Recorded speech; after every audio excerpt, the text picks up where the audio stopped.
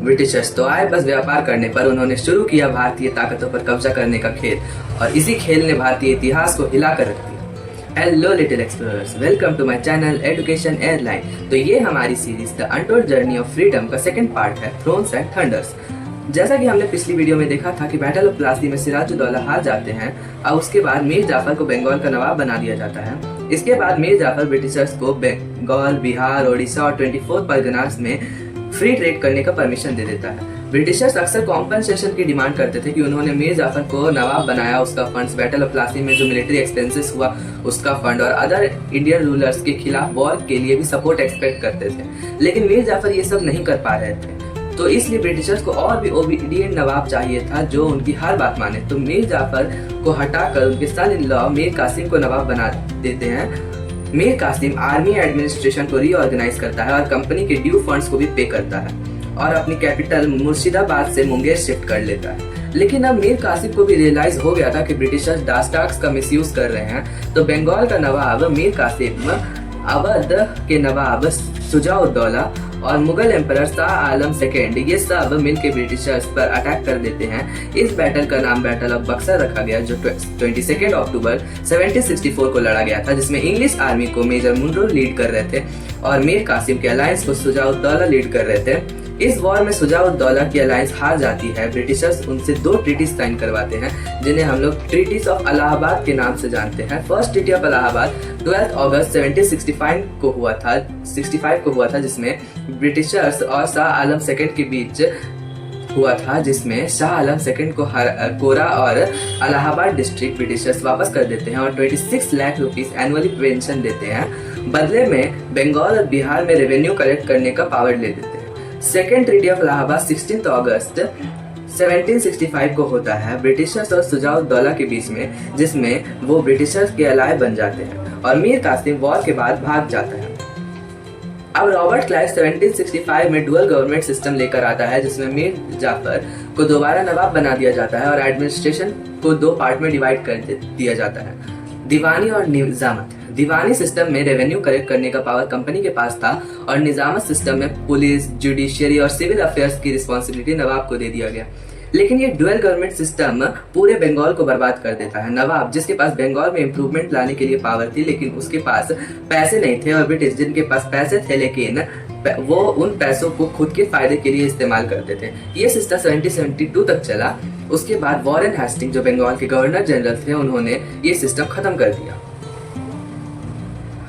बंगाल के बाद ब्रिटिशर्स का ध्यान मैसूर की तरफ गया। उस समय मैसूर पे वोयदेयार डायनेस्टी का रूल था, जो कि बहुत ही वीक थे। उनकी टेरिटरीज को हमेशा मराठास, निजाम और ब्रिटिशर्स अटैक करते रहते थे। हैदर अली, जो वोयदेयार डायनेस्टी में दिंदीगुल के फोर्ट पे फौजीदार थे, उन्होंने 1761 में वोयदेयार डायनेस्टी के किंग चिक्का कृष्ण राज से पावर सीज करके खुद राजा बन जाते हैं। ब्रिटिशर्स को मैसूर से निकालने के लिए ब्रिटिशर्स के साथ बहुत सारे उन्होंने वॉर लड़े, जिन्हें हम लोग एंग्लो मैसूर वॉर के नाम से जानते हैं। फर्स्ट एंग्लो मैसूर वॉर 1767 से 1769 में ब्रिटिशर्स हैदराबाद के निजाम के साथ हैदर अली के अगेंस्ट वॉर डिक्लेयर कर देते हैं। इस वॉर में हैदर अली ब्रिटिशर्स को हरा देते हैं और ट्रीटी ऑफ मद्रास ब्रिटिशर्स से साइन करवा लेते हैं। मैसूर पे जो भी अटैक करेगा उसके खिलाफ वॉर में ब्रिटिशर्स हैदर अली का साथ देंगे, ऐसा उस ट्रीटी में लिखा हुआ था। लेकिन 1771 में जब मराठास मैसूर पर अटैक करते हैं, तो बजाय हैदर अली के साथ देने के ब्रिटिशर्स फोर्ट ऑफ माहे कैप्चर कर लेते हैं, जो मैसूर का फोर्ट था।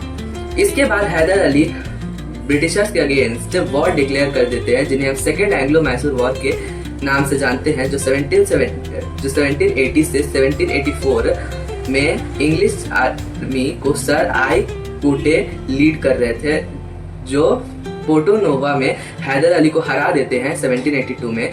इसी बीच दिसंबर 1782 में हैदर अली का डेथ हो जाता है और उनका बेटा टीपू सुल्तान 1784 तक वॉर को कंटिन्यू रखता है और दोनों पार्टीज के बीच ट्रीटी ऑफ मैंगलोर होता है, जिसमें दोनों पार्टीज पीस कंक्लूड करते हैं। वॉर के बाद टीपू फ्रेंच के साथ अलायंस बनाते हैं और English governor general lord Cornwallis Nizam और मराठास के साथ अलायंस बनाते हैं। अब टीपू ट्रेवेनकोर, जो ब्रिटिश टेरिटरी का पार्ट था, उस पर अटैक कर देते हैं और इसी के साथ third Anglo Mysore war start हो जाता है।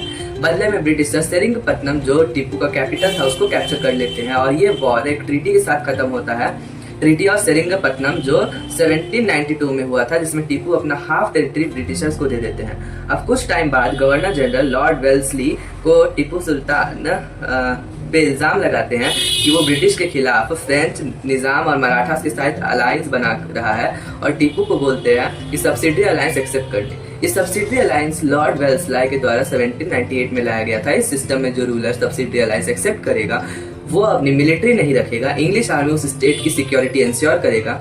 जो रूलर होगा वो अपने इंटरनल मैटर जैसे एडमिनिस्ट्रेशन, जस्टिस और रेवेन्यू कलेक्शन पर खुद डिसीजन ले सकता है, लेकिन एक्सटर्नल मैटर जैसे किसी और स्टेट के साथ अलायंस बनाना, किसी और स्टेट के साथ वॉर करना, ये सब कंट्रोल ब्रिटिश के पास रहेगा, और एक ब्रिटिश ऑफिसर उस किंग के कोर्ट में रहेगा और वो स्टेट ब्रिटिशर्स को कुछ अमाउंट एनुअली पे करेगा।